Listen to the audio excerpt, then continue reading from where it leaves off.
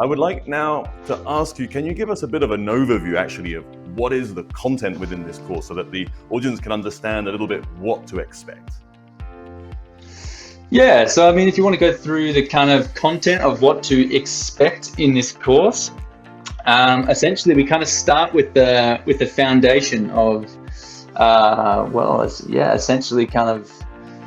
everything around the fisheries basics, and that can give you everything from like a broad range of topics to give you all the context you need to understand sort of how our seafood supply chains work,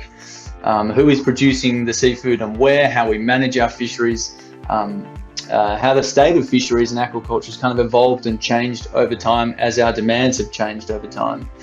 and where it kind of looks to be heading in the future. So you'll get the basics all wrapped up in this course. You'll also then move on to kind of the second sector, which is more about the barriers that stand in the way of sustainable fisheries, which is sort of covering it.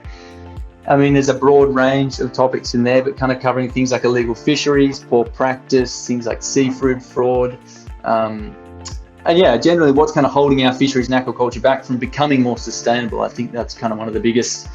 things that we'd like to show you and to provide you some nuance around those kind of topics. And then we also provide a whole host of issues, hopefully, or promising kind of solutions to those issues. Sorry, not the issues, yeah, the solutions there. So we provide you a long list of the kind of solutions that you could expect to see in the future, some interesting technologies, right back to some sort of indigenous practices that are still hugely relevant today, as to how to manage marine spaces and marine resources and how that could potentially weave into our future in fisheries. But